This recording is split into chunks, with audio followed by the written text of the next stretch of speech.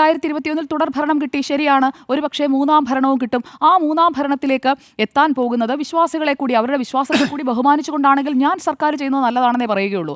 അങ്ങനെ വിശ്വാസികളെയും വിശ്വാസത്തെയൊക്കെ ബഹുമാനിക്കാൻ, ചെയ്ത തെറ്റുകളൊക്കെ തിരുത്താൻ ഒരാൾ തയ്യാറായി കഴിഞ്ഞിട്ടുണ്ടെങ്കിൽ, യേശുക്രിസ്തു തന്നെ പറഞ്ഞിട്ടില്ലേ, പാപിയായ ഒരുത്തിന് തിരിച്ചു വരാനായിട്ട് തോന്നിക്കഴിഞ്ഞിട്ടുണ്ടെങ്കിൽ തിരിച്ചു വരട്ടെന്നേ. ആ തിരിച്ചു വരുന്നതിനെ നമ്മൾ സ്വാഗതം ചെയ്യണം. എല്ലാ കാലവും ഇങ്ങനെ പാപിയായി വിശ്വാസത്തെ എതിർക്കുന്ന ഒരാളായി നിൽക്കണമെന്ന് അങ്ങനെയുള്ളൊരു ശാഠ്യമൊന്നും എനിക്കെന്തായാലും ഇല്ല. അതുകൊണ്ട് ഈ വിഷയത്തിൽ അതാണ് എൻ്റെ അഭിപ്രായം.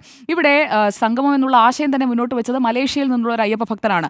അപ്പോൾ മലേഷ്യ, ശ്രീലങ്ക ഈ രാജ്യങ്ങളിൽ ഇതൊരു നമ്മൾ കണ്ട ലോക കേരള സഭയുടെ മറ്റൊരു പതിപ്പാക്കാനായിട്ടാണ് സർക്കാരിൻ്റെ ബിസിനസ് ബുദ്ധി ചിന്തിക്കുന്നത് എന്നാണ് ഞാൻ മനസ്സിലാക്കുന്നത്. കാരണം എല്ലായിടത്തും നമുക്ക് ദീപസ്തംഭ മഹാശ്ചര്യം, നമുക്കും കിട്ടണം പണം എന്നതാണല്ലോ ഇതുവരെയുള്ള പല സമീപനങ്ങളിൽ നിന്ന് നമ്മൾ കണ്ടത്. അപ്പോൾ ആഗോള നിക്ഷേപക സംഗമമല്ല സാർ അയ്യപ്പ സംഗമം എന്ന് പറയുന്നത്, അല്ലെങ്കിൽ അയ്യപ്പ വിശ്വാസികളുടെ സംഗമം എന്ന് പറയുന്നത്.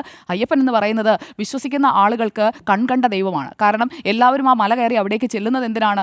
ആ ഒരു ശക്തിയിൽ വിശ്വാസമുള്ളത് കൊണ്ടാണ്. അങ്ങനെ വിശ്വസിക്കുന്ന, ആ ഒരു ശക്തിയിൽ വിശ്വസിക്കുന്ന ആളുകളെ തെറ്റിദ്ധരിപ്പിക്കുന്ന രീതിയിൽ ഞങ്ങൾ വിശ്വാസികൾക്കായി ഇത് ചെയ്യുന്നു എന്ന രീതിയിൽ ഒരു കൊമേഴ്സ്യലായിട്ടുള്ള ഒരു ആസ്പെക്റ്റോട് കൂടിയിട്ടുള്ള ഒരു നീക്കമാണ് നടത്തുന്നതെങ്കിൽ സർക്കാരിന് അത് തിരിച്ചടിയാകും എന്നുള്ളതാണ് എൻ്റെ ഉറച്ച ബോധ്യം.